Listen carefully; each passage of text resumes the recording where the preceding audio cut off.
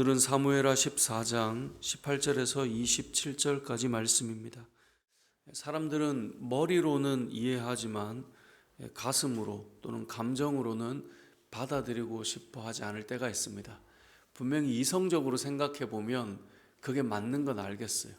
그런데 아직 내 감정으로는 받아들여지지 않는 상태가 있는 거죠.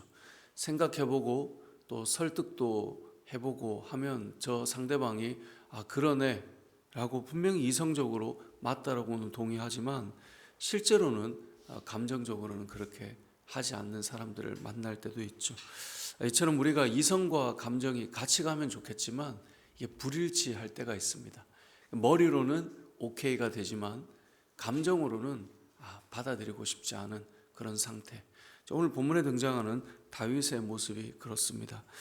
다윗은 결국 압살롬을 데려오는 것이 이제 오늘 본문의 내용입니다.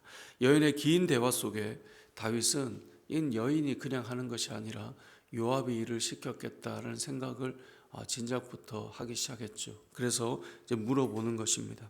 지금 너가 하는 이 이야기들 요압이 너와 함께 했느냐라고 19절에 물어보죠. 이 모든 일에 요압이 너와 함께 하였느냐? 이 여인이 대답합니다. 정직하게 말하지 않았다가는 큰일 날 수 있고 또 이 왕의 지혜를 칭찬하며 모면하는 것이죠. 맞습니다. 요압이 이 말을 다 넣어준 것입니다. 그래서 다 고백을 하게 됩니다. 왕이 요압을 부릅니다. 내가 이 일을 허락하겠다. 21절이죠. 왕이 요압에게 이르되 내가 이 일을 허락하였으니 가서 청년 압살롬을 데려오라. 왜 이렇게 할 수밖에 없을까요? 지금 이 여인과 대화를 할 때 두 아들이 있는데 한 아들이 한 아들을 죽였어요. 그런데 이미 엎질러진 물 아닙니까? 그런데 그 아들을 내놓으라고 죽이겠다고 하는데 그 아들을 내놓는다면 나에겐 누가 남아 있습니까? 그 아들의 생명을 지켜줘야 되는 것 아닙니까? 다윗이 지켜주겠다 그랬어요. 당연히 그래야 되는 게 마땅하다라고 다 이야기했단 말이에요. 근데 지금 와서 그것을 받아들이지 않을 수는 없는 거죠. 이성적으로 대화하고 충분히 공감해주고 그렇게 하는 게 옳아라고 했기 때문에 지금 다윗은 요압을 불러서 그래 너가 원하는 대로 하겠다라고 반응할 수밖에 없는 거죠.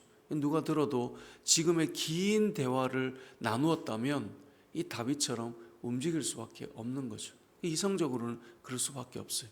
근데 문제는 다윗은 아직 감정적으로 준비가 안 돼 있었던 거예요. 그래서 어떻게 합니까? 오늘 본문에 요압이 땅에 엎드립니다. 22절에 땅에 엎드려 절하고 왕을 위하여 복을 빌고 요압이 이르되 내 주 왕이여 종의 고함을 왕이 허락해 주셔서 종이 왕 앞에서 은혜를 입은 줄 오늘 아나이다. 얼마나 감사하며 이 압살롬을 데려옵니까? 문제는 그렇게 데려왔는데 그러면 왕이 맞이해 줘야 되는데 그렇게 다 받아들여 주는 것처럼 말해놓고는 정작 데려오고 나니 어떻게 행동합니까? 24절 왕이 이르되 그를 그의 집으로 물러가게 하여 내 얼굴을 볼 수 없게 하라. 만나지 않는 거예요. 그러니까 머리로는 충분히 이해가 가요. 뭘 해야 되는지도 알아요. 자기가 한 말도 있어요. 그래서 한단 말이에요. 그런데 감정으로는 전혀 받아들일 준비가 안 돼 있어요. 물론 떨어져 있었기 때문에 애처로운 생각이나 안타까운 생각도 없는 건 아니에요. 분명히 마음에 이런저런 생각이 들었기 때문에 동의함도 있었을 거예요. 하지만 다윗이 압살롬이 올 때 받아들이고 싶지 않은 거죠. 그래서 보지 않습니다. 그 다음에 25, 26, 27절 압살롬에 대한 이야기는 이 사건 때문에 결국은 나라가 분열되고 전쟁으로 흐르게 된다는 것을 이제 보여주는 하나의 복선과 같습니다. 왜냐하면 압살롬이 얼마나 흠모할 만한 흠없는 그 외모를 가지고 또 사람들이 좋아하는 사람인가를 보여주는 것을 통해서 결국은 나눠지게 되는 사건이 일어나죠. 일이 왜 일어나는가? 이성으로는 뭐가 옳은지 알아요. 근데 감정으로는 받아들이지 못하는 거예요. 이 사건이 결국은 훗날 이 다윗과 압살롬의 전쟁으로 연결고리를 가지게 되는 것이죠. 우리도 마찬가지입니다. 물론 이런 일이 많은 건 아니겠지만 우리가 생각할 때는 내가 이렇게 하면 안 되지. 그래, 그게 더 합당한 일이 맞아. 머리로는 다 생각한단 말이에요. 근데 감정으로는요, 하는 것처럼 신용도 해요. 다른 사람들 눈에 보기에는 그럴듯하게 보여주기도 해요. 그런데 마음은, 감정은 전혀 그렇게 되어 있지 않아요. 그러니까 보지를 않는 거죠. 그렇게 해서 문제가 또 크게 일어나게 되는 것입니다. 우리 이 땅을 살아가면서 우리가 사실 이 여인과 얼마나 긴 대화를, 지금 한 주간 이 여인과의 대화를 우리가 계속 보고 있잖아요. 말씀으로 보자면 이게 이렇게 매일매일 나눠서 볼 만큼의 큰 이야기들은 아니란 말이에요. 근데 이걸 나눠서 볼 정도로 긴 대화를 했어요. 그 정도 되었으면 받아들일 만한데 그게 전혀 안 되어 있는 이 일을 통해서 우리가 한번 생각해 봐야 돼요. 다윗이라고 하는 이 왕이 얼마나 위대하다는 말을 듣습니까? 근데 정작 그의 삶의 이 한 단면을 볼 때 이 위대한 왕도 이러는데 우리라고 다를 수 있을까요?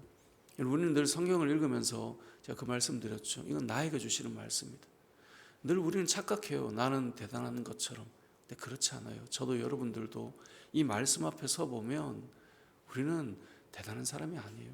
그럴듯하게 포장해 놓은 사람이지, 보면 속은 시커멓고 마음은 정말 악이 가득하고 그러면서 잘 가려놓은 거죠. 우리가 그렇단 말이죠. 이성적으로는 그렇지, 옳아, 맞아. 그런데 마음은 아주 반대죠. 전혀 보고 싶어 하지도 않는 그런 모습 속에 동의하고 허락하고 다 해주는 것처럼 한단 말이죠. 그럴듯하게 포장되어 있지만 실상 그게 아닌 것이죠. 요압 입장은 어떨까요? 왕이 이렇게 허락을 해주는구나. 너무나 감사해서 왕을 축복하고 기뻐하고 데려왔는데 보지도 않아요. 요압의 마음은 어떻겠습니까? 압살롬의 마음은 어떻겠어요? 아버지가 나를 다시 부르는구나. 그렇게 해서 만날 것처럼 했는데 보지도 않아요. 쳐다도 안 본단 말이에요. 어떻게 흘러가는 이야기가 되겠습니까? 오늘 본문을 통해서 우리가 한 가지만 생각하면 좋겠습니다. 사람은 다 이성적으로 생각할 줄 압니다. 긴 대화를 통해 무엇이 옳은지도 다 압니다. 그런데 그 다음 문제는 자기 감정으로 결정하고 행동하는 것이 우리의 모습이다라고 하는 것을 우리는 기억해야 됩니다. 예전에 어느 그 경제학자가 칼럼을 썼을 때 그런 이야기를 하더라고요. 우리가 물건을 살 때 생각하고 계산하고 따져본 다음에 자기가 좋아하는 걸 산대요. 사람들이 그렇대요. 엄청나게 계산하고 생각하고 이렇게 하는 것 같지만 마지막에는 자기가 좋아하는 것을 선택한대요. 그게 사람들의 기질이고 특징이래요. 근데 우리의 모습이 사실 그게 오늘 본문과도 좀 저는 같은 맥락이라고 생각이 드는데, 신앙적이고 이성적이고 상당히 맞는 판단을 그럴듯하게 쏟아놓지만 결국은 보면 자기 감정대로 살아가는 것, 그게 우리의 모습일 수 있다는 것을 기억하시고 저와 여러분의 이성과 우리의 감정이 하나로 잘 일치가 되어서 우리의 믿음의 걸음을 그렇게 잘 걸어가는 저와 여러분의 삶이 되시길 주님의 이름으로 축복합니다. 아멘.